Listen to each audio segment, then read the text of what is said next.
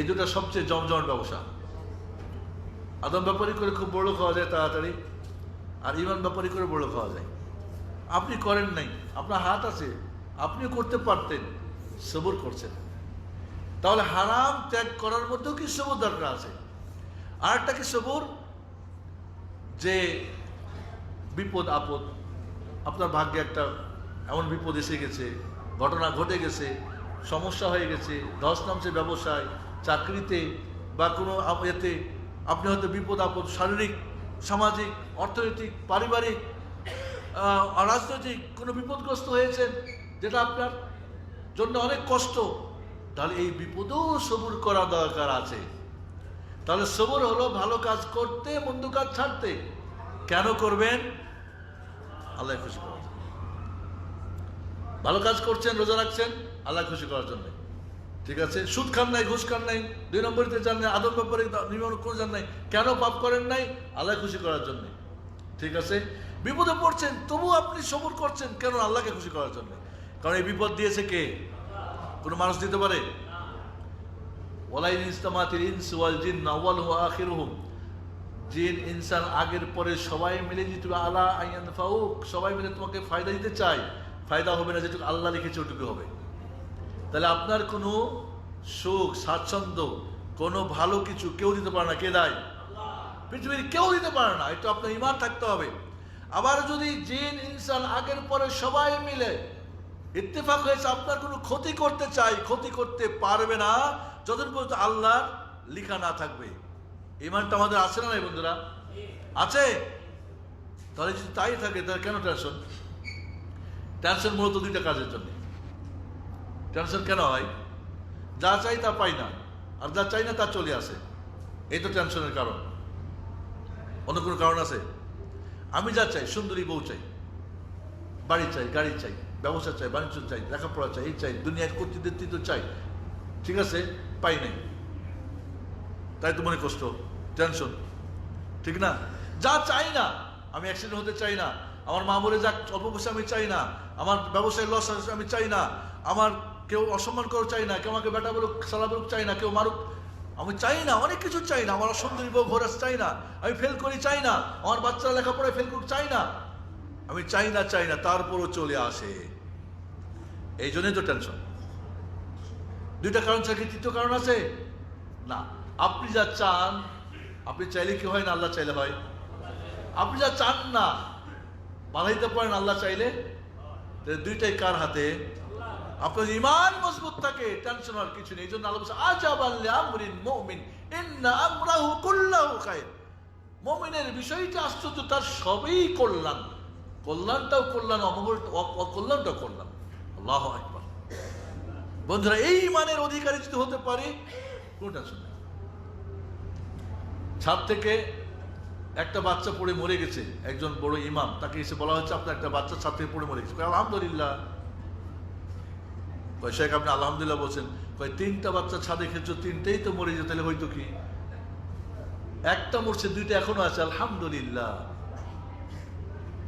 একটা ব্যবসা হয়েছে, আরেকটাতে লাভ আছে, আলহামদুলিল্লাহ। এক জায়গায় ক্ষতি হয়েছে, আরেক জায়গায় ভালো হয়েছে। একজন আমাকে হয়তো কিছু দিয়ে আমার সঙ্গে খারাপ ব্যবহার করছে, 1000 জন আমার সঙ্গে ভালো ব্যবহার করছে, আলহামদুলিল্লাহ, আলহামদুলিল্লাহ। তাহলে আপনার জীবনের ভালো মন্দটা, এটা কিন্তু ওইখান থেকে বাজটাই পৃথিবীর কেউ করতে পারে না। আপনার ঈমান যদি থাকে, আপনার টেনশন হওয়ার কথা না বন্ধুরা। সবরের ব্যাপারটা আমরা কোরআনুল কারীমে আল্লাহ 120 বার সবরের কথা বললেন। সবর ঈমানের অর্ধেক আমরা জানলাম। সবর করলাম না, ক্ষতি না লাভ? 2 দিক থেকে ক্ষতি।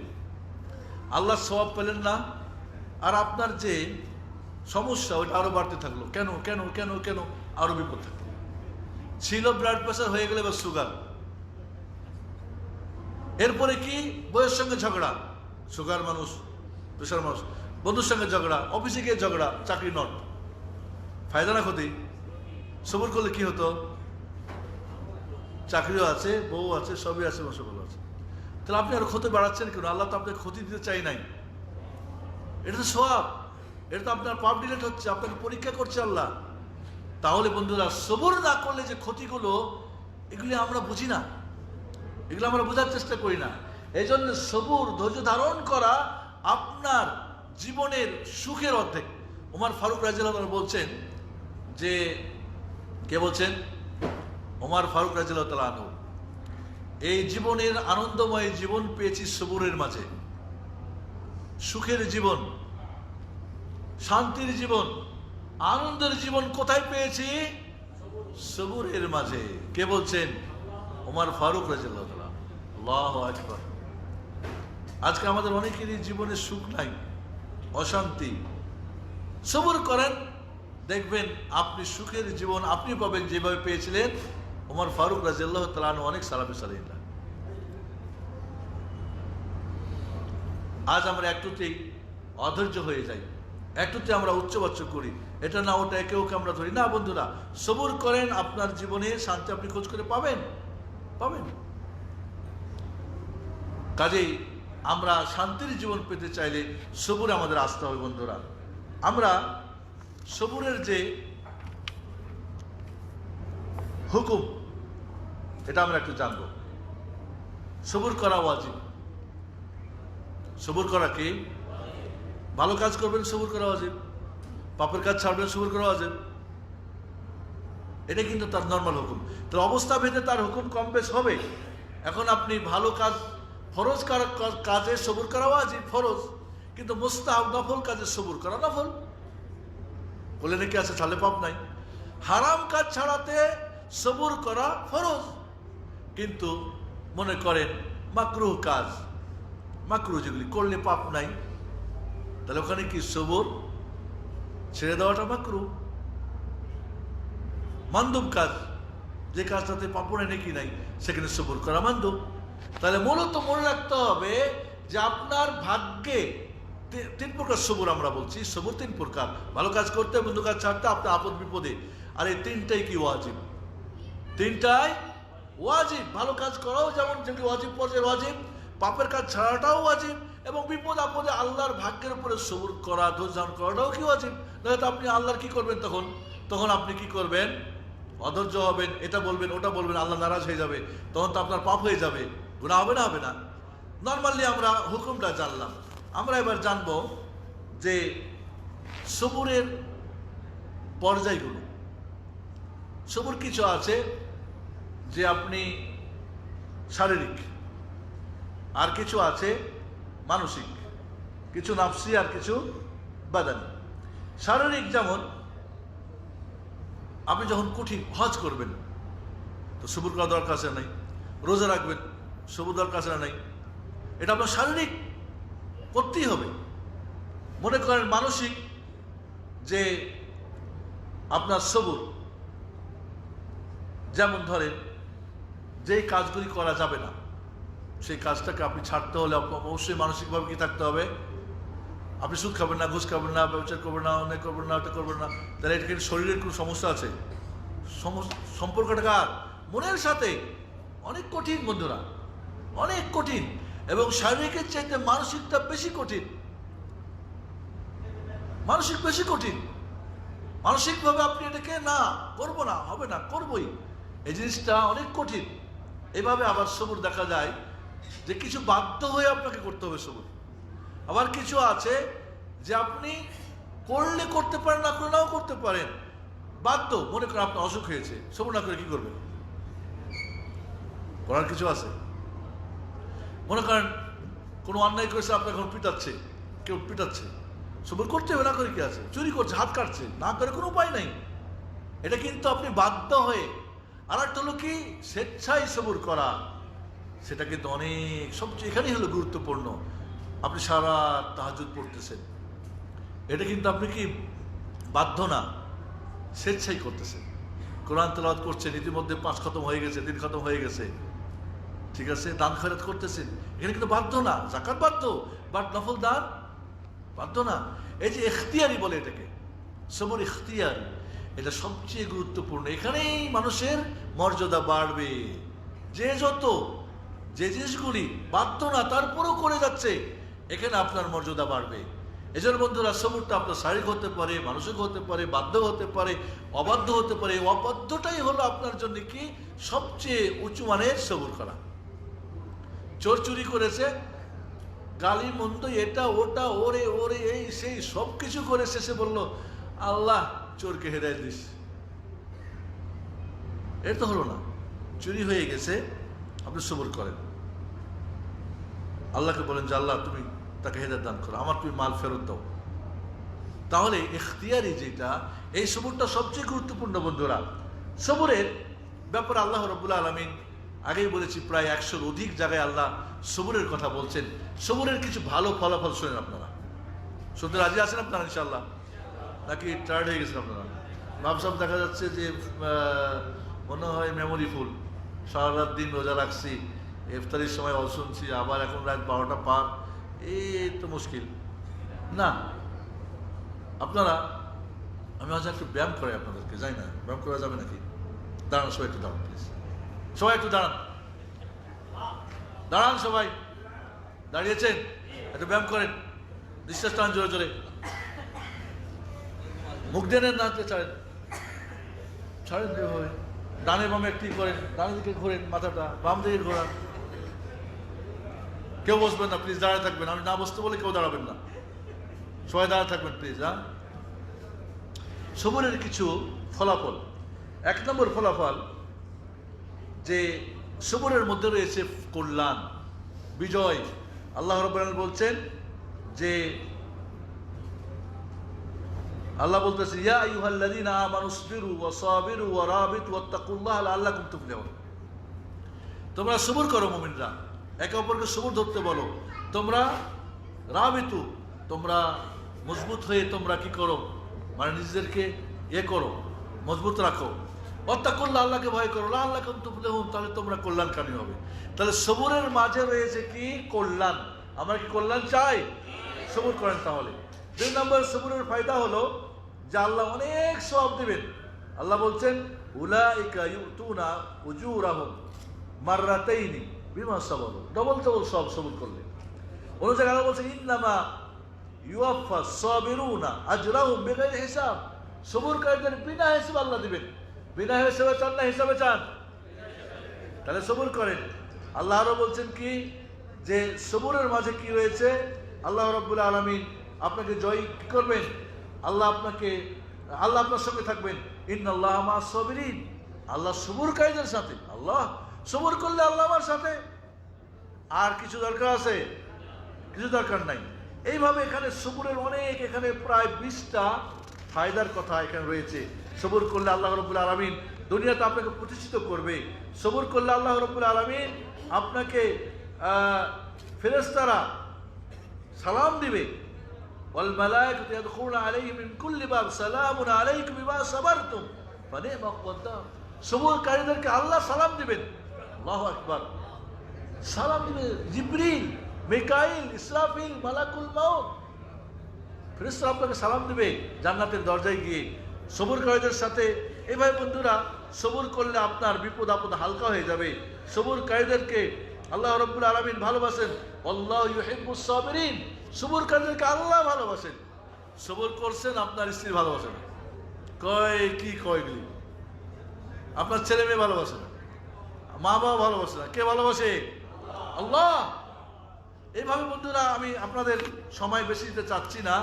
সবরকারীদের প্রায় এখানে 20টা ফায়দার কথা আল্লাহ বলেছেন। এবার বসেন আপনারা।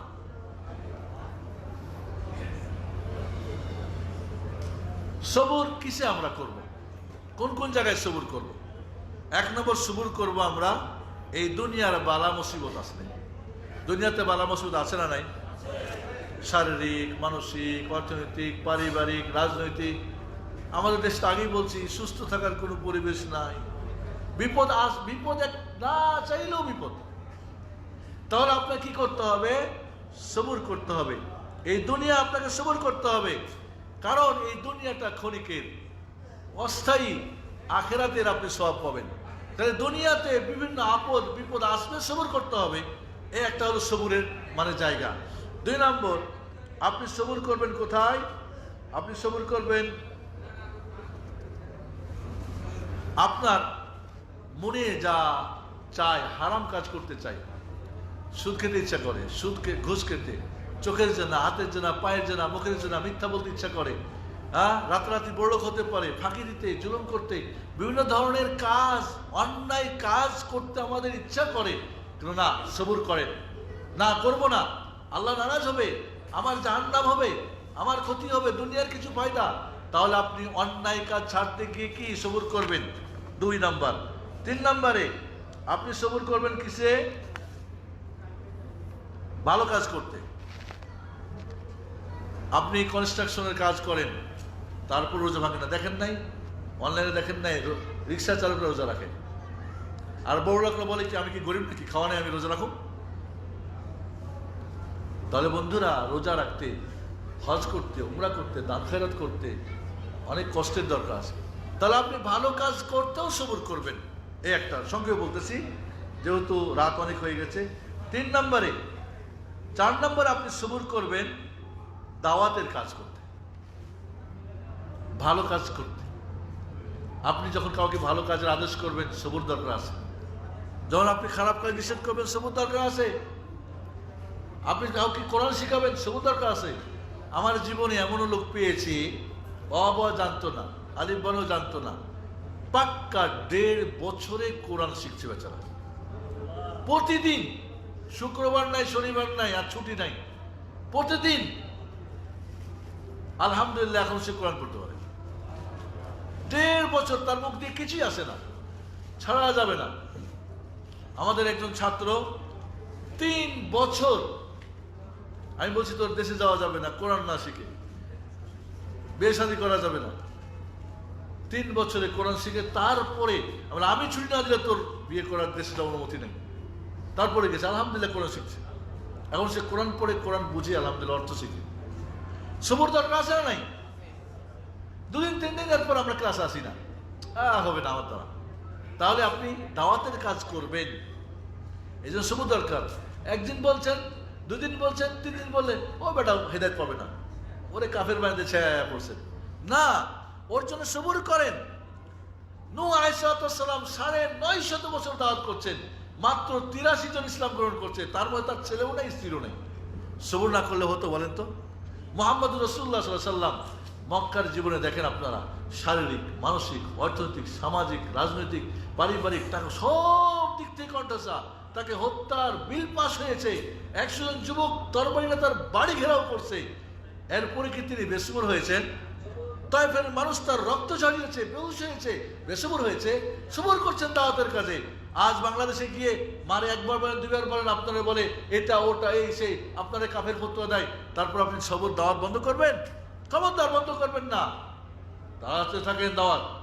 আল্লাহর নবী আবু তালেবকে মৃত্যুর আগ পর্যন্ত দাওয়াত দিয়েছে না, যাই না? বলেন, আমরা একটু কিছু হলে কয় এখানে থাকা যাবে না, চলো অন্য জায়গায় বাড়ি করি, এই মসজিদে নামাজ পড়ে যান, একটা নতুন মসজিদ বানাই, এই দল আর এক দল করি না। বন্ধুরা, দাওয়াতের কাজে সবুর করতে হবে, ধৈর্য ধারণ করতে হবে। তাহলে দেখবেন একদিন আপনার, কারণ মানুষ শুনবে না সহজে, এর ফলাফল অনেক দেরিতে আসবে। আপনি মরে যাওয়ার পরে হয়তো আসবে, কিন্তু আপনি ছাড়াছাড়ি নাই। আপনার চেষ্টা অনুযায়ী আপনি দাওয়াতের কাজ করবেন, মানুষকে শিখানোর কাজ করবেন, ভালো কাজ শিখাবেন, মন্দ কাজ নিষেধ করবেন, দেখবেন একদিন না একদিন আপনার জীবনে আপনি ফল পাবেন ইনশাআল্লাহ। এই জন্য সবুরের দরকার আছে না নাই? ওয়াতাওয়াসাউ বিস-সাবর ওয়াতাওয়াসাউ বিল হক ওয়াল আসরি ইন্নাল্লাযীনা ইল্লাল্লাযীনা আমানু ওয়াল আসরি ইন্নাল ইনসানা লাফি খুসর ইল্লাল্লাযীনা আমানু ওয়া আমিলুস সালিহাতি ওয়াতাওয়াসাউ বিল হক ওয়াতাওয়াসাউ বিস-সাবর।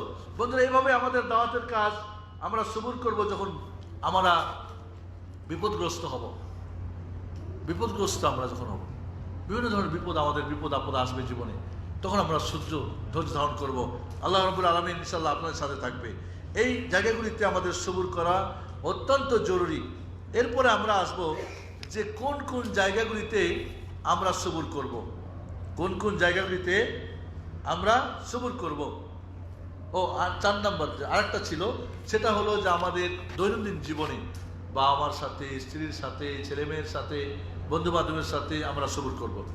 ওয়াশিরুহুন্না বিল মারুফ, স্ত্রীর সাথে তোমরা ভালো ব্যবহার করো। আমরা একটুতেই বেসবর হয়ে যাই, স্ত্রীর স্বামীর সঙ্গে, স্বামী স্ত্রীর সঙ্গে, ছেলে মেয়েদের সাথে অনেক বন্যা, একটুতেই ছেলে মেয়ে প্রতি অধৈর্য হয়ে যায় না। টিচার ছাত্রের সাথে, বাবা সন্তানের সাথে, ফোরম্যান কর্মচারীর সাথে, আমরা অধৈর্য হয়ে যাই না, আমাদের দৈনন্দিন জীবনে চলতে ফিরতে আমরা সবুর করব।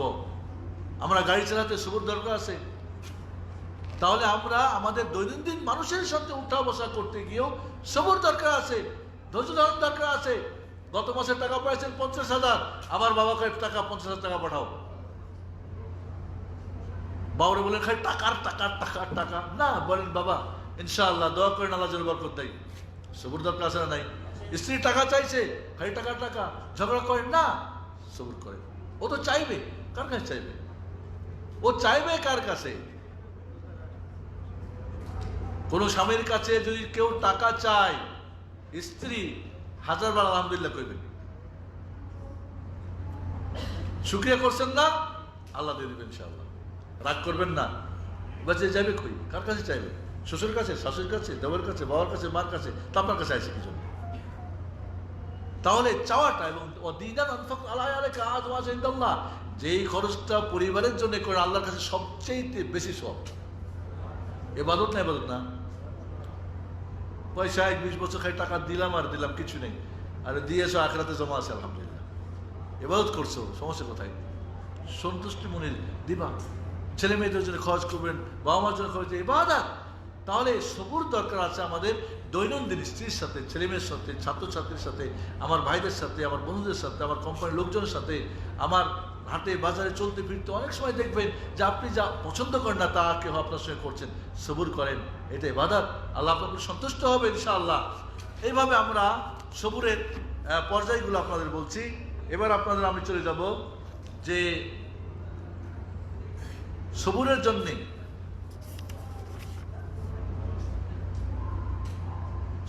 জন্যে কি করলে আমরা সবুর ধৈর্যশীল হতে পারবো। 1 নম্বরে, এই দুনিয়ার জীবনটাকে আপনি বোঝার চেষ্টা করেন। দুনিয়া কি সুখের না দুঃখের? ইমাম আহমদ বিন হাম্বল রাহিমাহুল্লাহ, যিনি 1 মিলিয়ন হাদিসের হাফেজ ছিলেন, ইমামদের মধ্যে সবচেয়ে বেশি বড় পণ্ডিত ছিলেন, ইমাম আহলে সুন্নাহ ওয়াল জামাত, ওনাকে একজন জিজ্ঞেস করলেন যে ইমাম, কষ্ট আর কষ্ট, কখন আপনার জীবনে সুখ আসবে? বললেন আউয়ালু কাদামিন আদাউহা ফিল জান্নাহ, সর্বপ্রথম যখন জান্নাতে পাটা রাখবো তখন আমি সুখ চাই, আগে আর সুখ চাই না। কারণ জীবনটা দুঃখের। পরীক্ষার হলে কি সুখের হল? দুঃখের হল, কষ্টে, চিন্তা, টেনশন। দুনিয়াটা আমার পরীক্ষা। আল্লাহ নবীকে জিজ্ঞেস করে, ইয়া রাসূলুল্লাহ মান আশাদ্দুন নাসি বালাআন, সবচেয়ে বালা মুসিবতগ্রস্ত কে? বললেন আল আম্বিয়া সুম্মাল আমসালু ফাল আমসাল, নবী রাসূলগুলোর পরে যার যত ঈমান মজুদ তার তত পরীক্ষা দুনিয়া বেশি। তাহলে দুনিয়ার জীবনটাই কি কষ্টের জীবন। তাই দুনিয়া আপনি সুখ তালাশ করবেন, তাহলে আখিরাতে সুখী হওয়া কঠিন আছে। তাই দুনিয়ার জীবনটাই কষ্টের, এই কথাটা মাথায় রাখবেন। আপনি দেখুন সবুর কার্যের অন্তর্ভুক্ত হয়ে যাবেন ইনশাআল্লাহ, ইনশাআল্লাহ। নাম্বার 1। নাম্বার 2,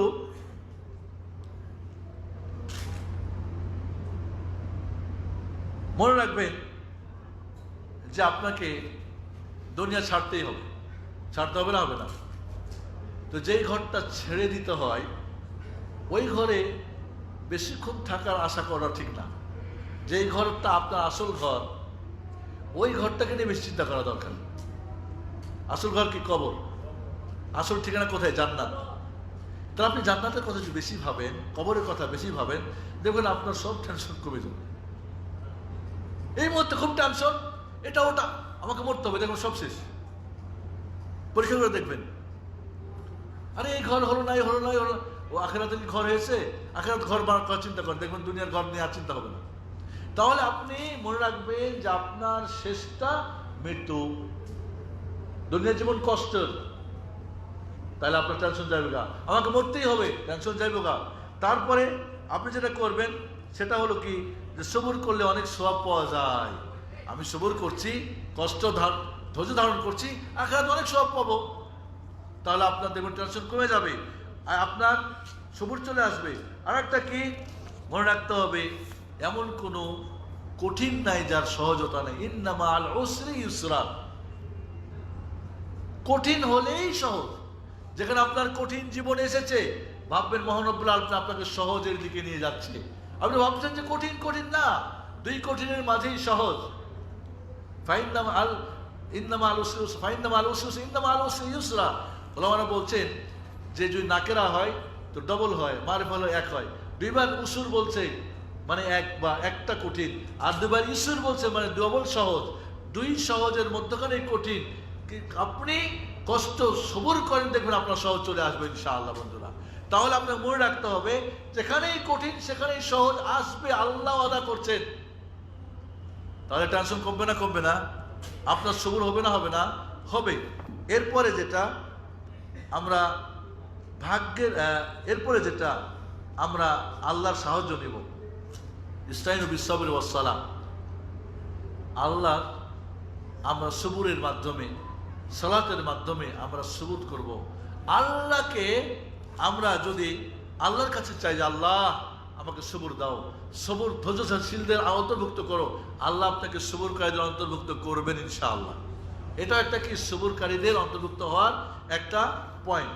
আরেকটা হলো যে আপনি যারা সবুর করেছেন তাদের কথা স্মরণ করেন। নবী রাসূলগণ সবুর করছেন না? ইমানদাররা সবুর করছেন না? তা আপনি কি তাদের সাথে থাকতে চান? তো যারা সবুরকারী, নবী রাসূল, ইমানদার, পরেজগার, তাদের কথা ভাবেন, দেখবেন আপনার জীবনে সবুর চলে আসবে ইনশাআল্লাহ। আরেকটা হলো কি আপনার ভাগ্যের উপর বিশ্বাস করেন। এটা আল্লাহ দিয়েছে, আর কেউ দিতে পারে না। তাহলে আপনার সবুর চলে আসবে না? আসবে না? এটা একটা পদ্ধতি ইনশাআল্লাহ। আপনাকে আল্লাহ নিঃসন্তান বানিয়েছে, এরকম কত মানুষকে তার নিঃসন্তান বানিয়েছেন। সন্তান দেওয়া কার হাতে? আল্লাহর হাতে। সবর করেন, দেখবেন আপনার ধৈর্য চলে আসবে ইনশাআল্লাহ। এছাড়াও আল্লাহ রাব্বুল আলামিন এই পয়েন্টগুলি মনে রাখলে আপনি সবুর করা শিখবেন ইনশাআল্লাহ। এরপরে সবুর কেন করতে পারি না এই পয়েন্টটা বলে আমি শেষ করব। বাদ দুইটা পয়েন্ট আছে, আর 2-4 মিনিটের মধ্যে। এক নম্বরে তাড়াহুড়া করবেন না। এই তাড়াহুড়াটা হলো কি বেসবুরের আলামত। আল্লাহ নবী বলছেন আত-তাআন্নি মিনার রাহমান ওয়া তা'জিলু মিনাশ শাইতান। তাড়াহুড়া শয়তানের পক্ষ থেকে হয়, আর ধীরস্থিরতা কার? আল্লাহর পক্ষ থেকে। আপনি শয়তানের অন্তর্ভুক্ত হতে চান না আল্লাহর দলের অন্তর্ভুক্ত হতে চান? বন্ধু, তাড়াহুড়া করা এটা শয়তানের কাজ, শয়তানের কাজে আলামত। ধীরস্থির সবুর করা, তাহলে তাড়াহুড়াই হলো কি বেসবুরের মূল কারণ। 2 নম্বর হলো কি রাগ। রাগ আমাদের তো মাশাআল্লাহ ঝাল খাওয়া মানুষ, মরিচ খাওয়া মানুষ, মশলা খাওয়া মানুষ। রাগে তো মনে হয় আমাদের দেশি ভাইয়েরা দুনিয়া বিশ্ববিখ্যাত হয়তো হইতে পারি আমরা। একটু তিরা রোজা রেখে মারা রাখ, ভাই আমি রোজা আছি, বেশি কথা বলবি না। বাহ, রোজা রেখে কি আপনাকে শিখাইছে রাগ হইতে হবে? না তো, রোজা তো আপনাকে রাগ সংবরণ করা শেখায়, ধৈর্যশীল হওয়া শেখায়। তাহলে বন্ধুরা, আমাদের রাগ কন্ট্রোল করতে হবে। রাগের কারণে আমরা বেসবুর হই। একটা মানুষ আছে ন্যাচারাল ভাবে রাগ হয়, আর কিছু মানুষ আছে যে নিজে রাগ করা অভ্যাস করে না, দুটাই বন্ধ করে। আল্লাহ নবীর কাছে বসে বললেন, অবশ্যই ইয়া রাসূলুল্লাহ আমাকে ওসিয়ত করেন, লা তাকযাব, রাগ করো না, রাগ করো না, রাগ করো না। রেগে গেলে তো হেরেই গেলে। রাগ করে বউ তালাক দেয়, রাগ দিয়ে বন্ধুরে ছালাবাটা কয়, রাগ দিয়ে অন্তরঙ্গ বন্ধু দূর হয়ে যায়, স্ত্রীর তালাক দেয়, রাগ করে বাবার মন্দ কথা বলে জাহান্নামে যায়, রাগ করে নামাজ পড়ে না, রাগ করে এটা করে না, রাগ করে রাগ রাগ রাগ সাপের বিষের চাইতে মারাত্মক। সাপ কি তার বিষ দিয়ে কোনোদিন মরছে? সাপ কাটলে মানুষ মরে, সাপ কাটলে কি নিজের বিষের নিজের সাপ পড়ছে? মরে নাই, কিন্তু মানুষ নিজের রাগে নিজে মরে। যখন রাগ হয় শয়তান রাগের মধ্যে আরো বেশি চলে। আল্লাহ বললেন যে আউযুবিল্লাহ বলো, দুজন রাগ করছে, না আউযুবিল্লাহ বলবো না। রাসূলের সামনে বলছে আমি আউযুবিল্লাহ বলবো না। এই জন্য রাগ যদি হয় বসে যান, দাঁড়িয়ে থাকলে শুয়ে যান, জায়গায় স্থান ছেড়ে দেন। রাগ করে বউয়ের সঙ্গে ঝগড়া করছেন, বাড়ি ছেড়ে বাইরে চলে যান। বন্ধুর সঙ্গে রাগ করছেন, চলে যান ওখান থেকে। উজু করেন, রাগ চাই না, গোসল করেন। রাগ আপনার শত্রু, রাগ আপনাকে বেসবুর বানায়। রাগে আপনি কি করেন? অন্যের ক্ষতি করেন, নিজের ক্ষতি করেন। রাগ হলো বেসবুরের একটা কারণ।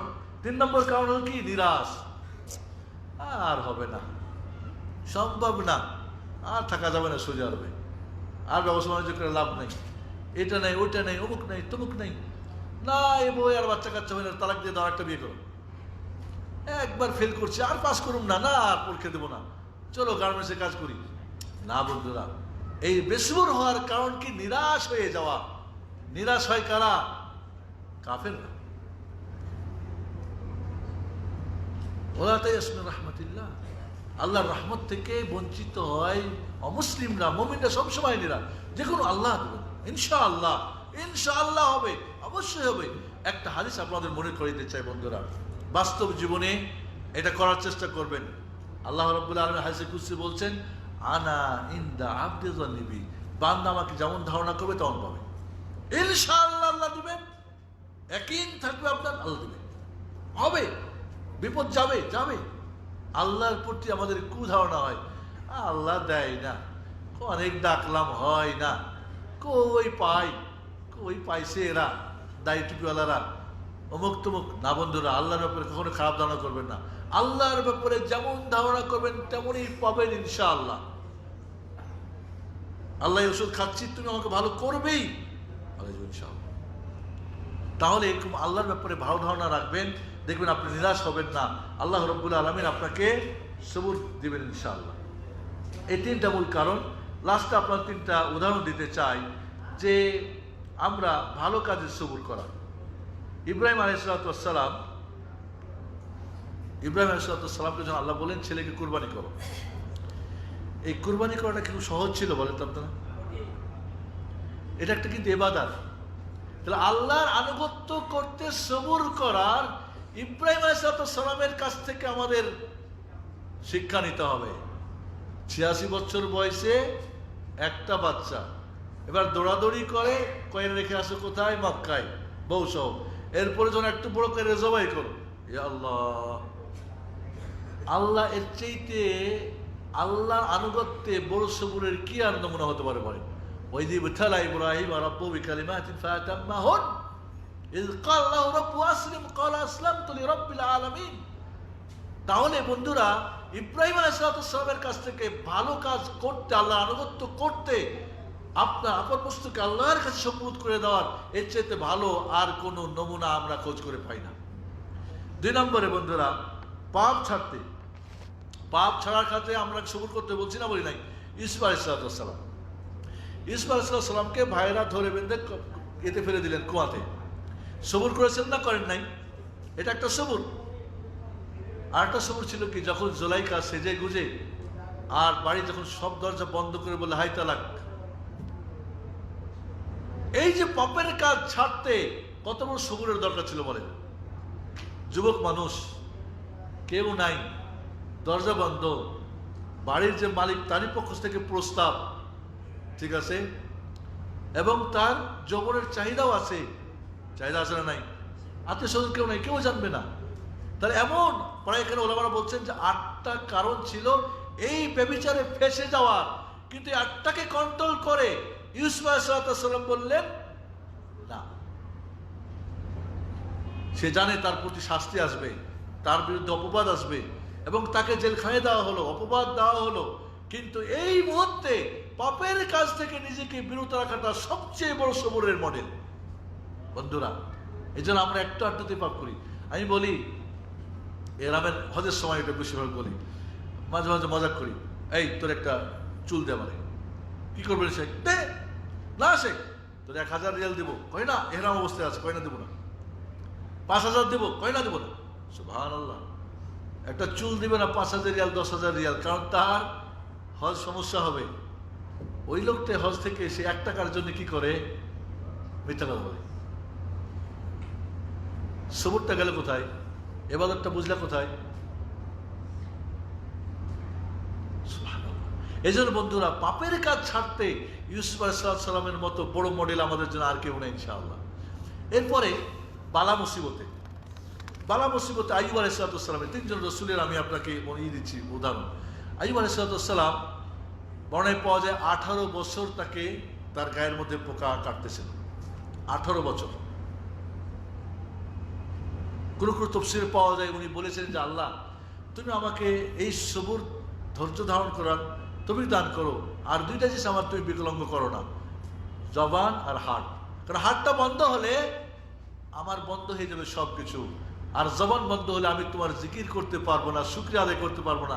তুমি যে ইতিপূর্বে আমাকে ধন দৌলত, স্ত্রী, ছেলে, মেয়ে, আমাকে কর্তৃত্ব, আমাকে অনেক কিছু দিয়েছো, এর আমি শুকরিয়া আদায় করতে পারবো না। আর তোমার এই বিপদে আমি সবর ধারণ করতে পারবো না। আমার জীবটাকে এবং আমার হাতটাকে তুমি চালু রাখো, বাকি তোমার পরীক্ষা তুমি চালাও আল্লাহ। সুবহানাল্লাহ। 18 বছর, 18 বছর কি রোগ? কোনো পাপ করেছিলেন না, আল্লাহর পরীক্ষা। বিশ্ববাসীর জন্য একটা মডেল তৈরি করা যে বিপদে কিভাবে সবর করতে হয়। আল্লাহু আকবার।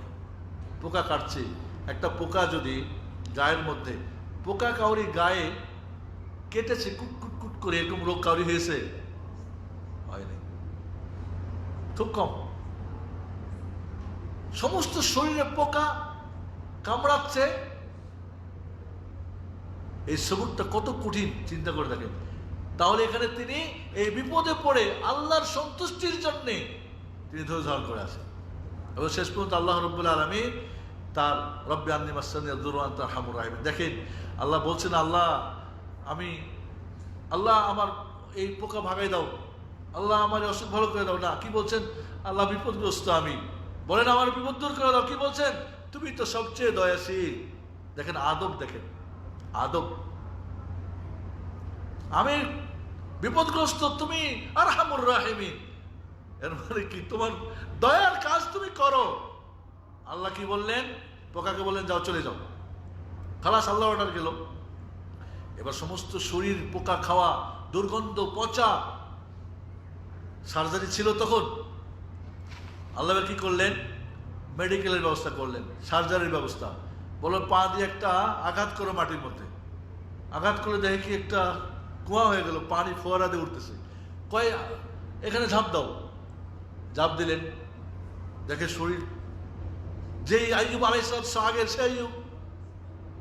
এবার তার স্ত্রী তো গ্রামে গেছেন ভিক্ষা করতে, স্বামীকে খাওয়াবে। রাহমা, আমরা রহিমা বলি, আসল নাম কি রাহমা।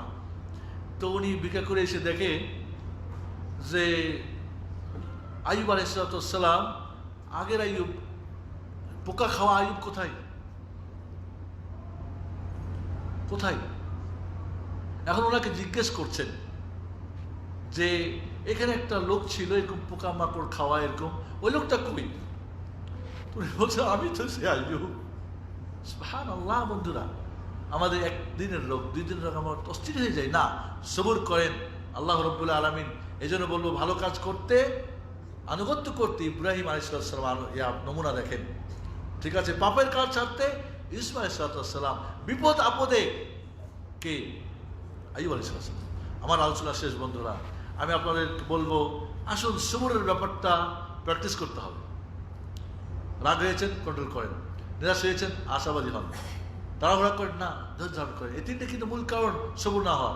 এবং এই সবরের অনেকগুলি প্রতিদানের কথা মাত্র 4-5টা বলেছি, প্রায় এখানে 20টা আলোচনা ছিল। আল্লাহ রাব্বুল আলামিন আমাদেরকে তুমি সবর, ধৈর্য ধারণকারীদের, সাবিরিনদের তুমি অন্তর্ভুক্ত করে দাও, আমিন। এর মাধ্যমে দুনিয়া আখিরাত আমাদের মঙ্গল ও কল্যাণ দান করো। দুনিয়া আমাদেরকে তুমি দান করো, আখিরাত তুমি আমাদেরকে অধিক সওয়াব দিয়ে আমাদেরকে ধন্য করো, আমিন। আল্লাহ আমাদের সবাইকে সবরকারীদের অন্তর্ভুক্ত হিসেবে কবুল করে নাও, আমিন। প্রশ্ন উত্তর আছে? সেগুলা প্রশ্ন উত্তর আছে? আপনার কারো প্রশ্ন আছে আজকের আলোচনা বা বাইরে? জি, পরবর্তী প্রশ্ন। ওয়ালাইকুম আসসালাম। আমি একটা প্রশ্ন করতে চাই, এটাই যে আমরা জালসার মধ্যে অনেকেই একজন 5,000 টাকা দিল আর একজন 10,000 টাকা দিচ্ছে, মানে প্রতিযোগিতা। এটা কি বিরাদের মধ্যে পড়ে নাকি এটা? দানের ক্ষেত্রে প্রতিযোগিতা করা জায়েজ, তবে যারা দান দিবে তারা যদি রিয়াতে চলে আসে, লোক শোনানো, লোক দেখানো, মার হাবা নেওয়ার জন্যে, নারাই তাকবীর নেওয়ার জন্যে, তাহলে করা জায়েজ হবে না। তাহলে আপনি গোপনে গিয়ে দিবেন। আর যদি এমন হয় যে ও 5 টাকা দামে 10 টাকা, জায়েজ আছে। এভাবে উৎসাহিত করা, বলা বা দেওয়া জায়েজ। তবে আমাদের দেশে যেগুলো আমি দেখেছি, অন্তর্জামিত আল্লাহ, এগুলি দেখা যায় এমনভাবে উপস্থাপন করা হয় যে লোক দেখানো, লোক শোনানি হয়ে যায়। আর এটাতে আপনার দানটা বেকার হয়ে যাবে। ওয়াকাদিমনা ইলা মা আমিলু মিন আমালিন ফাজালনাহু হাবাআন মানসুরা। যদি এমন আমি বুঝি যে জনগণ যাদেরকে বলছি রিয়া, লোক দেখানোর সুমা, লোক, তাহলে করা যাবে না। আলেম সাহেবও করবেন না, আপনারও করতে দেওয়া যাবে না, আপনিও করবেন না, আপনি চুপ হয়ে যাবেন। দিতে ইচ্ছা করেছে গোপনে যেয়ে দিবেন। যদি আপনি নিজে কন্ট্রোল করতে পারেন যে না আমি আল্লাহর জন্য দিলাম, আপনার কোনো মানুষ দেখার সময় হবে না, দেন, তাহলে আরো একজন হয়তো 20,000 দিবে ইনশাআল্লাহ। জি, ওয়ালাইকুম আসসালাম ওয়া রাহমাতুল্লাহ।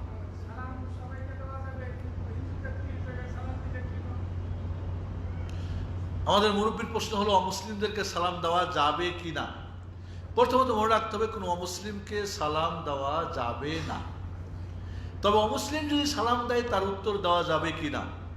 শেখ ইবনে উসাইমিন রাহমাতুল্লাহ আলাইহির মত হলো কেউ যদি সালাম দেয় অমুসলিম এবং স্পষ্ট সালাম আসসালামু আলাইকুম ওয়া রাহমাতুল্লাহি ওয়া বারাকাতুহু, আপনি বলবেন ওয়া আলাইকুম আসসালাম ওয়া রাহমাতুল্লাহি ওয়া বারাকাতুহু। যদি অস্পষ্ট সালাম হয়, বুঝেন নাই অথবা কি বলছে আপনি অস্পষ্ট, অথবা বলছে আসসালামু আলাইকুম বলছে, হয়তো আপনার মৃত্যু হল, এরকম ইহুদিরা সালাম দিত, তাহলে বলবেন ওয়া আলাইকুম, তাহলে বলবেন ওয়া আলাইকুম, ব্যাস। আর যদি পূর্ণ সালাম দেয় সালামের উত্তর দিবেন সুন্দরভাবে ইনশাআল্লাহ। ঠিক আছে? অমুসলিমদেরকে সালাম দেওয়া যাবে না কেন প্রশ্ন ছিল। সালামে কি আছে? তিনটা জিনিস, আসসালামু আলাইকুম ওয়া রাহমাতুল্লাহি ওয়া বারাকাতুহু, শান্তি, রহমত, বরকত। শান্তি, রহমত, বরকত কাদের জন্য? মুসলিমদের জন্য। এটা আল্লাহর কাদের জন্য? মুসলিমদের জন্য। অমুসলিমদের জন্য এই পৃথিবীর শান্তি, বরকত, রহমত দূরের কথা, এই পৃথিবীর কোনো কিছুই ভোগ করা হালাল নাই, হারাম। কারণ সবকিছু কার? আল্লাহ। তুমি আল্লাহকে মানো না, তারপর তুমি খাবা তার, হারাম। এই জন্য কিয়ামতের দিন যা আল্লাহ রাব্বুল আলামিন সমস্ত কাফেরের কাছে সমস্ত এই পৃথিবীর যা কিছু ভোগ করেছে সব কিছুর হিসাব নেবে এবং সব কিছুর শাস্তি ভোগ করতে হবে। কিন্তু মুমিনদের না, কারণ আল্লাহ কি করেছে? তারা বন্দী করেছে, এর জন্য হালাল। এজন্য তাদের শান্তি এবং রাহমাত, দয়া এবং বরকত তাদের জন্য না, কারণ তারা আল্লাহকে, শান্তি কার? আপনার না আল্লাহর? বরকত কার? রহমত কার? তো আল্লাহকে মানেন, ওর জন্য কি জন্য করবেন? ও বলবে না কেন, আমি তো আল্লাহর বান্দা। ঠিক আছে, আল্লাহর মানো, তুমি আল্লাহ মানো। মনে করেন সামনে রোজার ঈদ, ঠিক না? একটা উদাহরণ বুঝি, একজন স্ত্রী স্বামীর খুব আনুগত্য, মাশাআল্লাহ, এই ঈদের ও সে একটা নেকলেস চায়, একটা চুড়ি চায়, কাপড় চায়, স্বামীর আছে আলহামদুলিল্লাহ, দেবে না? দেবে না? একজন স্ত্রী সারা রমজান খায় ঝগড়া করছে, ঈদের দিন এগুলো চাই, পাবে না? দিলে স্বামী দোষী না ওই বউ দোষী? তাহলে ওর জন্য করা যাবে না, এই জন্য ও দোষী, আমি না, আল্লাহ না। বুঝা গেছে কথাটা? জি, ওয়ালাইকুম আসসালাম ওয়া রাহমাতুল্লাহ।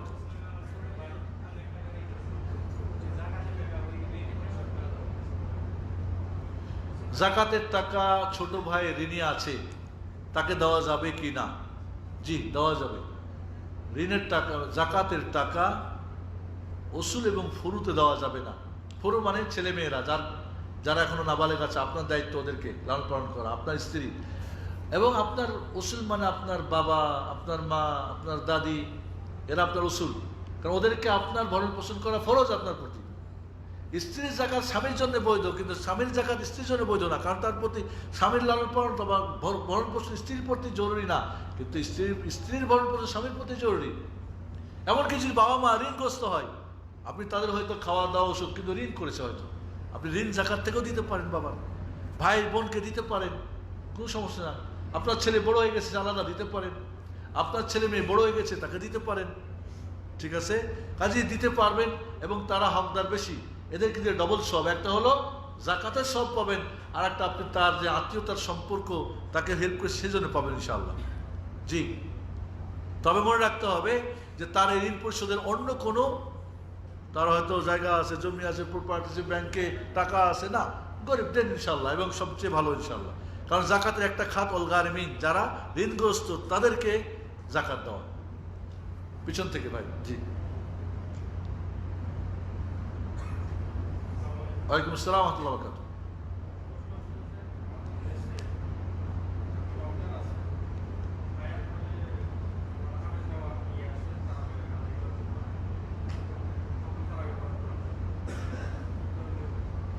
ভাইয়ের প্রশ্ন হলো,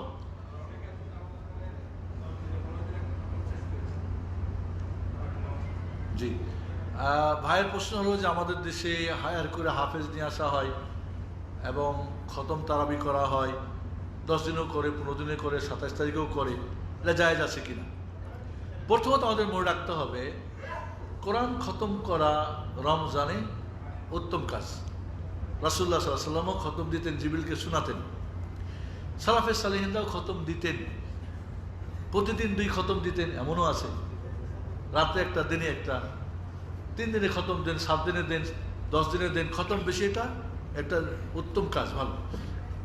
কিন্তু আমাদের দেশের যে কোরআন তারাবি খতমের যে ব্যাপারটা ভালো, ওলামা বলছে এটা ভালো, কিন্তু খতম মানে তাড়াহুড়া করা, কিছু বোঝা আলাম তো আলাম, এই খতম দেওয়া যায় নেই। এবং ওই হাফেজ দিয়ে খতম পড়ানো বা হাফেজ ভাড়া করাও জায়েজ নেই, তাকে কোনো টাকা পয়সা দেওয়াও জায়েজ নেই। যেই হাফেজ যত দ্রুত খতম পড়াতে পারে তার তত বেশি ভিজিট, তার তত বেশি টাকা, তার তত বেশি মসজিদে ভিড়, এটা ঠিক না। বাকি হাফেজ নিয়ে আসছেন, আপনি হয়তো আপনার এলাকায় হাফেজ নেই, ভালো হাফেজ নিয়ে আসছেন, কোরআন খতম করে ধীরে স্থিরভাবে সুন্দরভাবে পড়বেন, এটা উত্তম। 20 রাকাত নামাজ 20 মিনিটে না, এটা না, 20 রাকাতই পড়ে। আমি বলেছি রমজান অনেকে প্রশ্ন করে কত রাকাত, কেউ 11 রাকাত, কেউ 23 রাকাত, এটা নিয়ে খুব ব্যস্ত। এটা কোয়ান্টিটি, কত সংখ্যা, কিন্তু কোয়ালিটি নিয়ে কেউ ব্যস্ত নাই। 11 রাকাতও আধা ঘন্টায় শেষ, 20 রাকাতও আধা ঘন্টায় শেষ। আমি বলি রাসূলের কোয়ান্টিটি 11 বা 13, রাসূলের সংখ্যা এটাই, তার কোয়ালিটি নেন, পা ফেটে যেত, পা ফুলে যেত, খালাস, এইখানে কেউ নাই। ঠিক আছে আপনি 23 পড়েন, পা ফুলান, লাঠিতে ভর দেন, 100 আয়াত করে পড়েন না।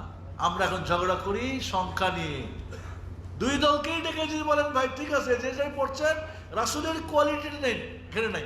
এই জন্য কেউ কোয়ালিটি জিজ্ঞেস করে না, কত ঘন্টায় পড়বো, কয় খতম দিব। এক সময় ছিল 3 খতম দেওয়া হতো রমজান, এমনও শুনেছি 3 দিন 1 খতম পুরা কোরআন।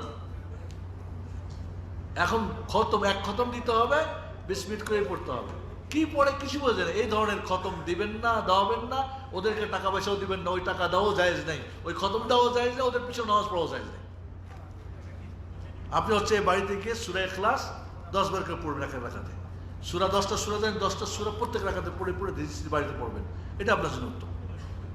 ওই দৌড় ঝাঁপ করে উঠাউঠি করে, তারাবি ছিল নাম কি, তারাবি রেস্ট নিয়ে নিয়ে নামাজ পড়া, এত লম্বা কেরাত হতো, দাঁড়িয়ে থাকতে পারতো না, লম্বা রুকু কেরাত, আফদালুস সালাতিল মারিফিল, আফদালুস সালাতিল লাইলাতুল কুনুত, লম্বা দাঁড়ানোটা হলো কি সবচেয়ে রাতের নামাজের কোয়ালিটি উত্তম, এটা হলো উত্তম নামাজ। কাজেই আপনি নামাজ তাড়াহুড়া উঠা বসা এই নামাজ পড়ে কোনো ফায়দা নেই, শুধু এটা আল্লাহর সঙ্গে কি করা, বেয়াদবি করা। আর প্রশ্ন নেওয়া যাবে সে? জি, ওয়ালাইকুম আসসালাম।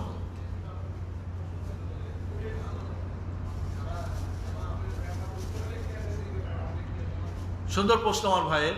ইয়া আইয়ুহাল্লাযীনা আমানু আতিউল্লাহ ওয়া আতিউর রাসূলা ওয়া উলিল আমরি মিনকুম ফাইন তানাযাআতুম ফি শাইইন ফারুদ্দুহু ইলাল্লাহি ওয়া রাসূল ইন কুনতুম তু'মিনুনা বিল্লাহ ওয়াল ইয়াউমিল আখির যালিকা খায়রুন ওয়া আহসানু তা'ওয়িলা। সূরা নিসা। উলুল, আল্লাহ বলছেন আল্লাহর আনুগত্য করো এবং রাসূলের আনুগত্য করো এবং উলুল আমর। উলুল আমর 2 প্রকার মানুষ। এক প্রকার হলো ইসলামী রাষ্ট্র যদি হয়, ইসলামী রাষ্ট্রের যিনি ইমাম হবেন, প্রধান, এবং ওনার যারা গভর্নর হবে, দায়িত্বশীল, এরা উলুল আমর। এরা যদি আল্লাহর নাফরমানি নাই এমন কোনো কাজে নির্দেশ করে আপনার মানা আপনার প্রতি জরুরি।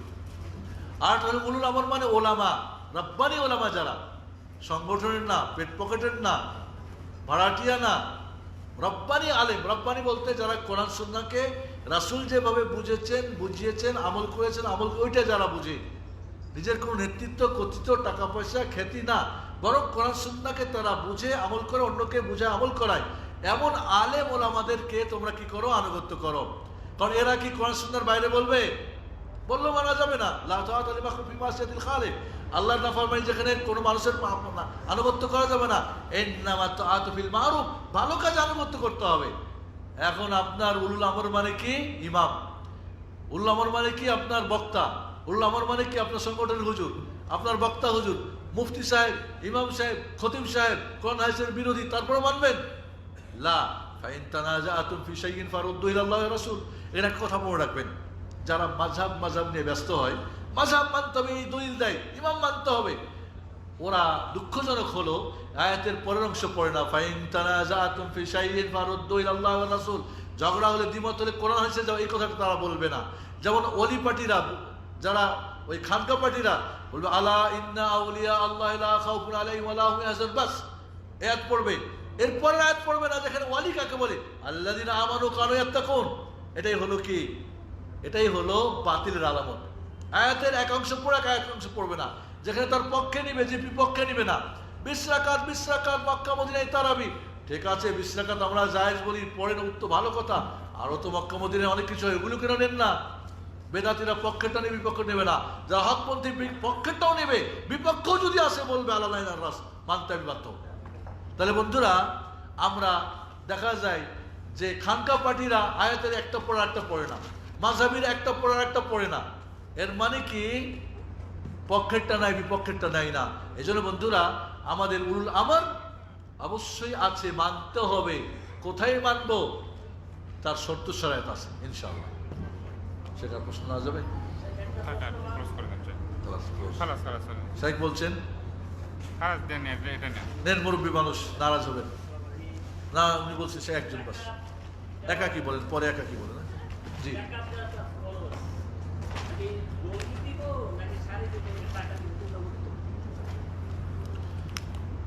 আপনি জাকাত বের করেছেন টাকার, ঠিক আছে, টাকার জাকাত দেবেন, টাকা, এই টাকাটার মালিককে আপনি না গরিব? তাহলে ওর টাকাটা আপনি মাতাবরি করবেন কে? এই মোবাইলটা আমার, আমি মাতাবরি করবো না, আপনি করবেন? তাহলে আমারটা আমাকে দিয়ে দেন। আমি মোবাইল এখন কিনবো না, বিক্রি করবো না, খাবো না, কথা বলবো না, বলছে আমারও। কাজে জাকাতের টাকার, যখনই জাকাত বের করেছেন মালিক গরিব, ওকে তোরটা দিয়ে দিবেন। হ্যাঁ, যদি এমন হয় যাকে জাকাতটা দিবেন এতিম, আপনার মনে করেন ভাতিজা, ভাগিনা, আপনি গার্ডিয়ান, তাহলে আপনি ওর কাপড় লাগলে কাপড় দেন, শাড়ি লাগলে শাড়ি দেন, চাউল লাগলে চাউল দেন, কারণ আপনি ওর গার্ডিয়ানও আমার। অথবা হয়তো নির্বোধ, পাগল, ও বুঝে না, অন্য জায়গায় নষ্ট করবে, তাহলে আপনি ওর যেটা সুবিধা ওকে জিজ্ঞেস করে ওকে দেন। বাকি ও সুস্থ, ভালো বোঝে, আপনি শাড়ি দিলেন তাকে 1000 টাকার, কিন্তু গরিব মানুষ 500 টাকা শাড়ি হলে বেচারা চলে, 500 টাকা দিয়ে আর কিছু করে খাবে, আপনি এখানে ওর লস করলেন, আপনি কেমন আপনার জাকাত আদায় হবে না? এই ক্ষেত্রে আপনার জাকাত আদায় হবে না। আপনার ফসল, যেই ধান যেই ফসল কাটবেন সেটার জাকাত দিতে হবে, টাকা দিবেন হবে না। কেটেছেন ধান, দিবেন কি আপনি সরিষা? হবে না, যেটা ওইটা থেকে দিতে হবে। বোঝা গেছে কথা? ধন্যবাদ। কি প্রশ্ন বলেন, ছোট হলে নেব, বলেন।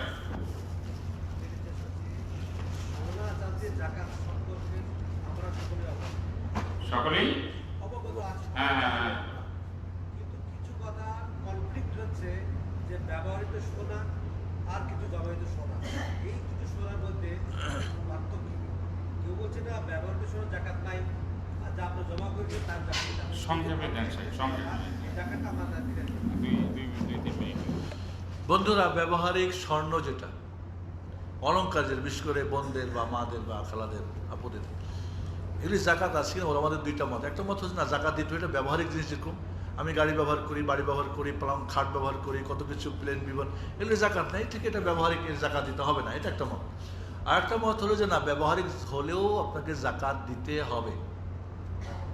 এমনকি হারাম যদি হয়, মানে কারণ পুরুষ স্বর্ণ পরে, তার জন্য ব্যবহার হারাম না, হারাম না, সেটাও জাকাত দিতে হবে। এক্ষেত্রে এটাই হলো সঠিক মত ইনশাআল্লাহ। ইমাম আযম আবু হানিফা রাহমাতুল্লাহ এটা মত, এবং সৌদি আরবের শেখ বিন বাজ, ইবনে উসাইমিন, শেখ আলবানী রাহিমাহুল্লাহ, তাদের মত হলো দিতে হবে। কারণ একজন মহিলা তার একটা বাচ্চা হাতের মধ্যে কঙ্গন নিয়ে আসলে বলে জাকাত দাও, বলে দিনা, তো তুমি কি চাও তোমার মেয়ের জাহান্নামের আগুনের চুরি পড়ে দেবে না? তখন সেটা কি করলেন? জাকাত দিয়ে দিলেন। এই জন্য হাদিসটাকে ওলামারা সহিহ বলেছেন। হ্যাঁ, কানস কোনটা, যেটা জাকাত দেওয়া হয় না। এই জন্যে মহিলাদের ব্যবহারিক স্বর্ণ, সেটা এবং পুরুষরাও যদি ব্যবহার করে হারাম, তবু জাকাত দিতে হবে, এটাই হলো সঠিক মত। এবং আলহামদুলিল্লাহ 85 গ্রাম হলে জাকাত ফরজ হবে, এর আগে এক রতি কম হলে জাকাত ফরজ হবে না। অনেকে হয়তো মেয়ের আছে, মেয়েরটা আলাদা, বইয়েরটা আলাদা, বা যার যার মালিক এক জায়গায় করার দরকার নেই, একটার মধ্যে যদি নিসাব হয় তখন জাকাত দিতে হবে। আপনার 85 গ্রাম আছে বন, আপনি জাকাত দিতে নারাজ, আর একজন ফকির মিসকিনের একটা নাকের ফুলও নাই, আপনার মনে চাই না যে আমার গরিব বোনরা আমার টাকা দিয়ে একটা নাকের ফুল বানিয়ে, বা আপনার একটা নাকের, আপনি স্বর্ণ দিয়েও টাকা দিতে পারেন, টাকা দিয়ে হিসাব করে টাকা দিয়েও ব্যতীত করতে পারেন। তাহলে বলবো জাকাত এটাই হলো সঠিক মত ইনশাআল্লাহ, ব্যবহারিক গোল্ডের জাকাত দিতে হবে। এবং আচ্ছা ঠিক আছে, দিতে হবে না, দিতে হবে, দিতে হবে না দিলেন না, যদি আল্লাহ কেমন দিন ধরেন তখন কি করবেন? যদি তো একটা ব্যাপার ধরি, কথার কথা। এজন্য বন্ধুরা দিতে হবে, এটাই হলো সঠিক মত ইনশাআল্লাহ। এবং আমি বলবো বোনরা স্বেচ্ছায় যদি এই জাকাতটা স্বামী দিয়ে দেয়, বাবা দিয়ে দেয়, ভাই দিয়ে দেয়, তবু হয়ে যাবে ইনশাআল্লাহ। উনি নিজে দেয় আলহামদুলিল্লাহ।